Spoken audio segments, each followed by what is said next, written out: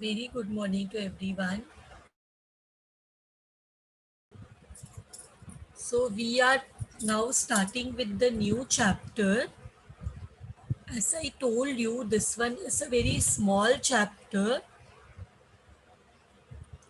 wherein we will learn about how to prepare company's balance sheet. This is the only theory part in this chapter wherein we will learn to prepare company's balance sheet, because in the next chapters and in all the chapters what you have in this semester, you have to prepare balance sheet in the company's format. In the last semester also I have discussed this. I have discussed this format with all of you, and now again I will be discussing this format with all of you again. So, introduction to company's account.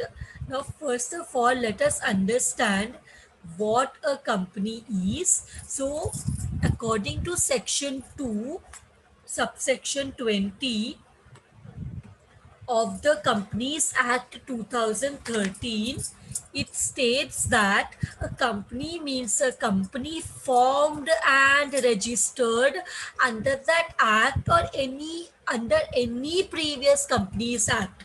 तो company किसको बोलते हैं according to the law, according to section 2 subsection 20 of the Companies Act 2013, company is a company formed and registered. जो company form करते हैं, हम registered करते हैं रजिस्ट्रार ऑफ कंपनीज के पास जाके अकॉर्डिंग टू कंपनीज एक्ट 2013 या फिर any previous act also, because जो कंपनीज ने कंपनीज एक्ट 2013 के हिसाब से रजिस्टर्ड किया है सिर्फ वही कंपनी नहीं है, इससे प्रीवियस जितने एक्ट से 1956 उसके हिसाब से भी जितने कंपनीज ने रजिस्टर्ड किया है and they have got formed is are also termed as companies. So the definition of the company is very clear according to section 2 subsection 20 of the Companies Act. Any company which is formed and registered under this act or any under any other act, previous Companies Act, ये companies act 2013 या फिर previous जितने भी companies act थे उसके हिसाब से जो भी कंपनी फॉर्म हुआ है एंड रजिस्टर्ड हुआ है are known as company, is known as a company. Then Justice Marshall has defined a company as a corporation is an artificial being. तुम लोग को याद होगा company is a artificial being, it is a artificial person which is invisible. We cannot see that, we cannot see the company, but it's an intangible existence, means we can feel its existence.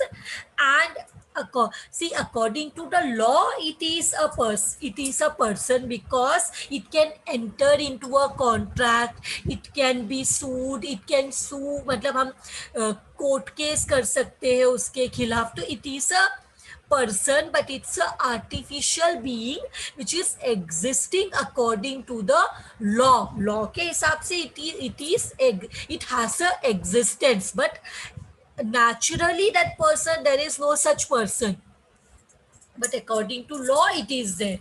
So, and Lord Justice Hene has defined a company as an artificial person created by law with a perpetual succession and a common seal. Perpetual succession means what? Perpetual succession means permanent existence, means the company never dies. वो उसके company जो है it lives for long years. हम ऐसे ही मान के चलते, ऐसे अज्यूम करके चलते. When we create a company we do not say ये बंद हो जाएगा. We have a positive approach. We say that the company has a perpetual succession, that it has a permanent existence. Its existence is not binded by the by the existence of the shareholders, मतलब shareholders आते जाते रहेंगे, so the people will be buying and selling company shares, but the company एक पर shareholder के जाने से company बंद नहीं होना चाहिए. company का हम positive approach रखते हैं that the company will have a permanent existence and the company has a common seal acts as a signature of the company. तो ये इसने कंपनी को कैसे डिफाइन किया लॉ जस्टिस ने, that it is an artificial person which is created by law and it has a perpetual succession and common seat is defined as a company. So now let us see in the next slide the features of company. So what are the different features of the company? The first one is company का सबसे important है, the company is an artificial person created by a process of law and वो process को हम बोलते हैं incorporation. Incorporation से क्या होता है? Incorporation is registration of a company and registration से there is a birth of the company taking place. तो the company is formed through incorporation and incorporation से क्या होता है? The company is created. Incorporation means registration and the company has to be registered under the act, companies act, or any, it can be like incorporation may be either under the companies act or under special act, statutory corporations like RBI, LIC. बोलते हैं that without such incorporation no company can come into existence. It's compulsory for the company to get incorporated, registered. इसके बाद next one is the company is a artificial person. As I already told you that the company is an artificial person created by the process of law. A company can exercise all the functions of an incorporated company under the Companies Act. Company के पास क्या क्या power है? Company can acquire, hold, sell a property, movable होने दो, immovable होने दो, tangible होने दो, इनटैंजिबल होने दो. Company can enter into contract. Company can sue मतलब क्या? File a case in court and can be sued मतलब उनके ऊपर भी कोई केस फाइल कर सकते हैं, कंपनी के नाम के ऊपर केस फाइल कर सकते हैं. So the company is a artificial person in the eyes of the law. Company that is the existence of the company. तो कंपनी का एग्जिस्टेंस किधर है? In the eyes of the law. तो इसलिए company क्या क्या कर सकता है? कंपनी के पास पावर है कि वो कुछ भी खरीद सकता है, बेच सकता है, वो कुछ भी क्या हो सकता है? वो कोई भी प्रॉपर्टी हो सकता है, मूवेबल हो सकता है, इमूवेबल हो सकता है, टैंजिबल हो सकता है, इनटैंजिबल हो सकता है.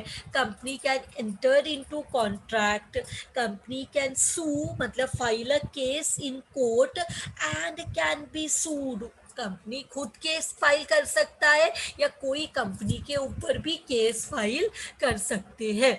सो this feature, this right a company has. So इसके बाद next feature is separate legal entity. What do you mean by separate legal entity? Means कि कंपनी का अलग से एक एग्जिस्टेंस है. The company has a separate existence, अलग से एक अस्तित्व है कंपनी का. It has a separate existence. A company has an independent existence apart from its member. तो क्या बोलते हैं? इसलिए मेंबर और कंपनी दोनों अलग चीज है. Company is not, company has a separate existence other than its member. Its assets and liabilities belong to the company and not to its member. The company has a separate legal entity in the eyes of law. The company is different and the members are different. इसलिए हम लोग बोलते हैं ना कि company में members का जो लाइबिलिटी है वो लिमिटेड है, but in partnership firm, in sole trading firm, sole trading firm and partnership firm do not have a separate legal entity. उनका एग्जिस्टेंस, कंपनी का एग्जिस्टेंस एक ही है, इसलिए अगर वो लोग, उनका लाइबिलिटी भी इसलिए अनलिमिटेड है. सो अगर वो लोग अपना बिजनेस का डेप्थ से फुलफिल नहीं कर सकते तो their personal property also will be confiscated to pay the debts of the business. Business का डेट्स को पूरा करने के लिए उनका खुद का प्रॉपर्टी भी can be sold out. Therefore, the firms do not have a separate legal entity, but the company has a separate legal entity. It has a separate existence. इसके बाद this point, perpetual succession. What do you mean by 1 minute? What do you mean by perpetual succession? Perpetual succession means that the company has a permanent existence. Since company has existence independent of its member, member का जैसे बोला ना हमने separate legal entity, so it continues to be in existence despite the death, insolvency और change of members. member कोई किसी का death हो गया, कोई insolvent हो गया, if there is a change of members, anyway the company will function, the company will carry on its business. It enjoys perpetual succession. It never dies. It is said that members may come and members may go, but the company goes on forever. मतलब members है आते जाते रहेंगे, but company को उससे कोई फर्क नहीं पड़ना चाहिए. The company should go on with its activities. Then the last one, we have the common seal. What do you mean by the common seal? The common seal matlab each company has a common seal which acts like its signature. Common seal मतलब क्या, एक stamp होता है जिसमें company का signature, company का नाम रहता है. तो वो कंपनी जब भी कोई एग्रीमेंट में एंटर करती है, whenever the company enters into an agreement, the company will, जैसे हम लोग कोई एग्रीमेंट में एंटर करते हैं तो हम साइन करके एंटर करते हैं, तो कंपनी का साइन क्या है, उनका कॉमन सील, जो सील पे उनका नाम लगा रहता है. That is a very very important document. वो कभी हमेशा संभाल के रखना चाहिए. अगर वो किसी गलत हाथ में चला गया then it is very danger for the company, because उसके पास फिर कंपनी का साइन आ गया है. तो यू नो ना, अगर आप सिग्नेचर, आपको आप पर्सनल लेवल में भी when you are asked to put your sign somewhere, you have to read that document very carefully, because that signature if you put it in a wrong place it can act against you. तो इसलिए आपको बहुत सोच के समझ के किधर भी साइन करना रहता है, रीड करके अच्छे से. You can not sign anywhere. So therefore this applies to the company's common seal also. So common seal is a very important feature of the company. Now next one, let us see the different types of companies. Let us see the different types of the companies. So according to section 3, types of companies are there in the section 3, and according to section 3 of the Companies Act 2013, तो क्या kind of companies है, companies कैसे कैसे companies registered होते हैं. सबसे पहला it is private company. Now what is a private company?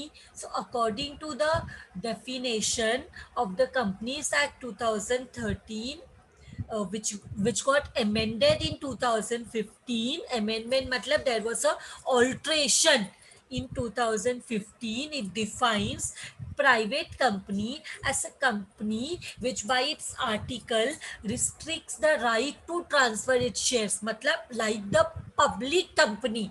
Private company easily अपने शेयर्स को ट्रांसफर नहीं कर सकती. There are certain restrictions, restricts the right to transfer its shares except in case of one person company, limits the number of its member to 200.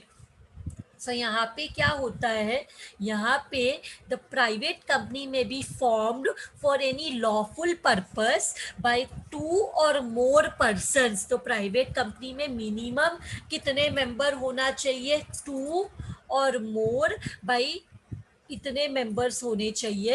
And ये जो private company है इसको हम बोल सकते हैं company limited by shares, company limited by guarantee, या फिर अनलिमिटेड कंपनी. इस तरह से हम प्राइवेट कंपनी को क्या कर सकते हैं, क्लासिफाई कर सकते हैं. प्राइवेट कंपनी में मैक्सिमम 200 मेंबर्स हो सकते हैं. मिनिमम मेंबर्स कितना, 2 एंड मैक्सिमम कितना, 200. इसके बाद इधर जो प्राइवेट कंपनी है they can not offer their shares to the public. And private company में एटलीस्ट 2 डायरेक्टर होना चाहिए बट नॉट मोर देन 15. कितना मेंबर होना चाहिए, 2, sorry I am very sorry. Private company में एटलीस्ट 2 डायरेक्टर होना चाहिए बट नॉट मोर देन 15. तो कितने डायरेक्टर रह सकते हैं प्राइवेट कंपनी में, 2 मिनिमम. एंड मैक्सिमम कितने डायरेक्टर्स हो सकते हैं, 15. Why am I giving you all this information? Because if there is a online exam, so this kind of questions can come under multiple choice कि minimum कितने members private company में, sorry minimum कितने members private company में रहते हैं, तो तुम लोग बोलोगे 2. मिनिमम कितने डायरेक्टर्स प्राइवेट कंपनी में होते हैं, तो तुम लोग बोलोगे 2. मैक्सिमम कितने मेंबर्स होते हैं प्राइवेट कंपनी में, तो answer is 200. And how not more than how many directors in a private company, 15, 15. Not more than how many directors, 15, 15. इसके बाद we have a public company. Public company क्या है, public company means a company which is not a private company. इसका definition ही ऐसा है कि public company means a company which is not a private company, has a minimum paid up share capital as may be prescribed. So they say that minimum paid up capital कितना होना चाहिए, 5 lakh and above. तो public company में minimum कितना share capital होना चाहिए, 5 lakh and about. लेकिन ये भी रिस्ट्रिक्शन 2015 का जो अमेंडमेंट एक्ट है, this is omitted by the amendment act 2015. thus there is no minimum paid up share capital to form a public company. देखो इनिशियली जब 2013 में कंपनीज एक्ट 2013 आया था, तो there was a restriction in the minimum capital of rupees 5 lakh and above. तो minimum 5 lakhs का capital चाहिए था for starting up a public limited company. But ये जो क्लॉज था, ये जो कंडीशन था 5 लाख रुपीस का, ये कभी ओमिट हो गया in by the amendment act 2015. जो इसका अमेंडमेंट एक्ट आया इन द ईयर 2015, तो ये मिनिमम अमाउंट का जो क्लॉज था वो हट गया. एंड अभी there is no minimum paid up share capital to form a public company. तो यहाँ पे to form a public company, lawful public company, like for the lawful purpose, हमें कितना मिनिमम मेंबर्स होना चाहिए, 7. To form a public company 7 हमें members चाहिए, 7 by 7 और more persons, and shares are freely transferable unlike private company में there is a restriction for transfer of shares, but public company में shares can be offered to the public without any restriction. And यहाँ पे भी कितना minimum number of members is 7 and there is no limited as to the maximum members. मतलब public company form करने के लिए at least we require 7, minimum we require 7 members and there is no limit for the maximum members. maximum members कितने भी हो सकते हैं. And here it must have at least 3 directors. कितने डायरेक्टर्स होने चाहिए? 3 डायरेक्टर्स होने चाहिए. एंड मैक्सिमम 15 से ज़्यादा directors can not be there even in the private public company like the private company में भी 15 से ज़्यादा डायरेक्टर्स नहीं हो सकते, इवन पब्लिक कंपनी में भी 15 से ज़्यादा डायरेक्टर्स नहीं हो सकते. एंड मिनिमम लेकिन पब्लिक में 3 डायरेक्टर्स, प्राइवेट में 2 मिनिमम डायरेक्टर्स होने चाहिए. इसके बाद let us come to the 1 person company. So the 1 person company as a company which has only 1 person as a member. So हमारा जो Companies Act 2013 है, it defines 1 person company as a company which has only 1 person as a member, only 1 person as a member. And इसमें कुछ condition है that only a natural person and an Indian citizen of resident in India can form a 1 person company. It's paid up capital is not more than ₹50 lakhs. क्या बोलते हैं that कोई natural person या and an Indian citizen resident in India can form 1 person company and paid up capital जो होता है वो 50 लाख से ज़्यादा नहीं होना चाहिए. एंड जो एनुअल सेल्स होता है, टर्नओवर होता है, should not exceed ₹2 crores, should not exceed ₹2 crores. Or it cannot carry out non-banking financial investment activities. And 1 person company is mandatorily converted into private or public company when the paid up share capital increased beyond 50 lakhs or its average annual turnover exceeds ₹2 crores. समझा. जो 1 person company होता है उसके लिए compulsory, उसके लिए क्या condition है कि उसका या तो उसका पेड अप कैपिटल 50 लाख से कम और उनका एनुअल सेल्स जो है क्या होना चाहिए, या तो उनका एनुअल सेल जो है वो 2 crore से ज़्यादा नहीं, मतलब दोनों चीज़ होना चाहिए. 1 person कंपनी का क्या कंडीशन है? 1 person कंपनी का कंडीशन है कि उसका जो पेड अप कैपिटल है वो 50 लाख से ज़्यादा नहीं होना चाहिए और दूसरा उसका जो एनुअल सेल्स है वो 2 crores के ऊपर नहीं जाना चाहिए. दोनों शेयर कैपिटल 50 लाख के ऊपर नहीं और सेल जो है वो 2 crores के ऊपर नहीं, एनुअल सेल्स 2 crore के ऊपर नहीं जाना चाहिए. और इसके बाद अगर दोनों में से एक चीज भी बियॉन्ड चला गया, सपोज शेयर कैपिटल 50 लाख के ऊपर चला गया या फिर सपोज सेल्स 2 crore के ऊपर चला गया, दोनों में से कुछ भी चीज ऊपर चला गया तो compulsorily 1 person company will be converted into a private और public company.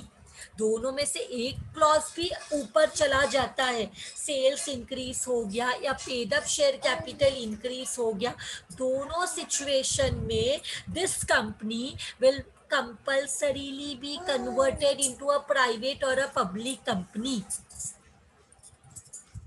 So private company will be registered as a, से देखो यहाँ पे 1% कंपनी रजिस्टर्ड कैसे होता है, as a private company with 1 member and 1 director.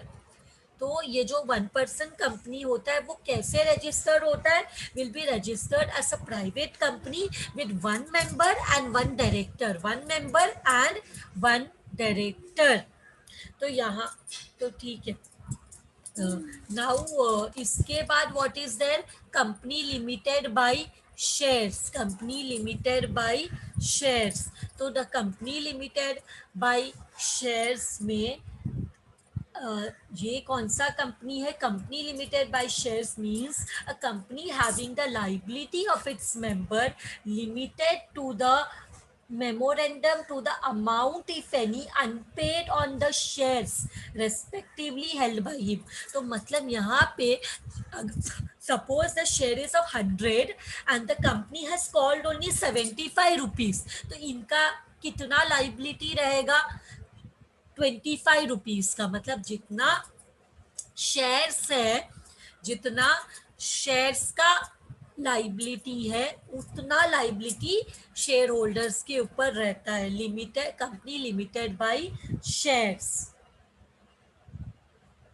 तो ये लिमिट जो कंपनी लिमिटेड बाय शेयर्स है, ये प्राइवेट कंपनी भी हो सकती है या ये पब्लिक कंपनी भी हो सकती है। नेक्स्ट है कंपनी लिमिटेड बाय गारंटी। तो ये जो कंपनी है means a company having the liability of its members limited by the memorandum to such amount as the members may respectively undertake to contribute to the assets of the company in the event of its being wound up। जब company बंद होता है तो क्या होता है कि ये लोगों ने जो गारंटी किया रहेगा कि हम ये चीज पे करेंगे या ये चीज हम लोग रीपे करेंगे, तो उसके हिसाब से जो मेंबर्स गारंटी करते हैं उसके हिसाब से उनका लाइबिलिटी होता है। जितना उन्होंने गारंटी किया है उतना उनका लाइबिलिटी होता है, company limited by guarantee. Next last one है unlimited company. What is a unlimited company, जिनका लाइबिलिटी अनलिमिटेड रहेगा। So Companies Act 2013 defines unlimited company as a company not having any limit on the liability of its members। तो members का liability का कोई limit नहीं है, that is it has a unlimited liability. The members of this company have a unlimited liability. So in this type of company the members are liable for the company's debt in proportion to their interest in the company and the liability is unlimited। तो यहाँ पे जितने भी members हैं इनका liability क्या रहता है, अनलिमिटेड रहता है। सो इसके बाद now let us come to the other type of companies, जिसमें फर्स्ट वन है holding company. So the holding company according to companies act 2013, holding company is a company in relation to two or more other company means a company of which such companies are subsidiary companies। तो मैं बोलती हूँ what is a holding company। holding company is a company which owns more than 50% shares of an other company। Holding company किसको बोलते हैं, holding company is a company which acquires, which purchases more than 50% shares of an other company। that other company is known as subsidiary company। वो other company को हम क्या बोलते हैं, subsidiary company बोलते हैं। तो इसके बाद subsidiary company कौन किसको बोलेंगे, subsidiary company is a company। So as per the companies act 2013 वो क्या डिफाइन करती है, subsidiary company as a company in which the holding company controls the composition of the board of directors. Normally क्या है, subsidiary company वो company है जिसका more than 50% shares दूसरे कंपनी ने खरीद के रखा है। It has a minority share in the company. Majority share किसके पास है, होल्डिंग कंपनी के पास। तो सब्सिडरी कंपनी वो कंपनी है जिनके जिनके मेजॉरिटी शेयर्स दूसरे कंपनी ने खरीद के रखा है, तो वो दूसरे कंपनी के पास ही पूरा कंट्रोलिंग राइट्स होगा कि बोर्ड ऑफ डायरेक्टर्स कौन बनेगा, what is the composition of the board of directors, that all powers will lie with the holding company. And then we have associate company. The associate company in relation to another company means a company in which that other company has a significant influence, but which is not a subsidiary company of the company having such influence. तो यहाँ पे क्या होता है कि associate company में जो means associate company में क्या होता है, सिग्निफिकेंट इन्फ्लुएंस मतलब क्या है कि जो कंपनी दूसरी कंपनी है वो कंट्रोल करती है at least 25% of the total share capital और ऑफ बिजनेस डिसीजन. मतलब ये एसोसिएट कंपनी क्या करती है, ये 25% मिनिमम इतना शेयर तो इनके पास होना ही चाहिए, और इनके पास ये बिजनेस डिसीजन लेने का राइट होता है. मतलब आप कोई भी डिसीजन लेना है तो इनसे पूछे बिना नहीं ले सकते हो. तो इसके बाद स्मॉल कंपनी क्या है, small company whose share capital does not exceed 50 lakh rupees or such higher amount as may be prescribed, which shall not be more than 5 crore rupees. मतलब स्मॉल कंपनी मतलब क्या, इनका जो मिनिमम जो है 50 paid up share capital है 50 लाख से ज्यादा नहीं होना चाहिए, या सबसे ज्यादा बोलते हैं तो 5 करोड़ से ऊपर नहीं होना चाहिए. मतलब या तो 50 लाख के ऊपर नहीं होना चाहिए, और हायर साइड में देखो तो 5 करोड़ के ऊपर नहीं होना चाहिए. और इनका जो टर्नओवर होता है, सेल्स होता है, वो 2 करोड़ के ऊपर नहीं जाना चाहिए, या मैक्सिमम लिमिट कितना होता है 20 करोड़ के ऊपर नहीं जाना चाहिए. तो स्मॉल कंपनी किसको बोलते हैं, जिसका जो पेड अप शेयर कैपिटल है वो 50 लाख के ऊपर नहीं जाना चाहिए, या तो अगर हायर अमाउंट देखे तो 5 करोड़ के ऊपर नहीं जाना चाहिए, और जो सेल्स है वो कितना 2 करोड़ के ऊपर नहीं जाना चाहिए, या मैक्सिमम 20 करोड़ के ऊपर नहीं जाना चाहिए. Then we have a government company. Government company means any company in which not less than 51% of the paid up share capital is held by the central government or any state governments, or partly by the central government and partly by one or more state governments, and includes a company which is a subsidiary company of such government company. तो government company क्या है, जिसका बोलते हैं not less than 51%, मतलब more than 51% majority shares central government के पास, या कोई स्टेट गवर्नमेंट के पास, या partly by central government partly by state government के पास जब इतने शेयर्स होते हैं कोई कंपनी के, तो उसको हम गवर्नमेंट कंपनी बोल सकते हैं. तो what is a foreign company, तो अपना companies act 2013 says that foreign company means any company which which is like incorporated registered outside India. तो कोई ऐसा कंपनी जो आउटसाइड इंडिया रजिस्टर्ड है, जैसे for example Amazon. Amazon is registered outside India, so it's a foreign company. Then we have dormant company. Dormant company means ऐसा company जो inactive है for a certain period of time. These are inactive. These are like for example for 2 years बोलते हैं कि ऐसा particularly such a company or an inactive company. जैसे company मतलब क्या, फॉर लास्ट 2 financial years इन्होंने कुछ भी, ये लोग बहुत इनएक्टिव थे, कुछ सिग्निफिकेंट कुछ ट्रांजैक्शन इन्होंने नहीं किया, कुछ इम्पॉर्टेंट सिग्निफिकेंट अकाउंटिंग ट्रांजैक्शन ये कंपनी में नहीं हुआ है, तो ऐसे कंपनी को हम डोरमेंट कंपनी बोलते हैं, ऐसे कंपनी को हम डोरमेंट कंपनी बोलते हैं। Last one is listed company. Which is a listed company? Listed company means a company which has any of its securities listed या displayed on any recognized stock exchange।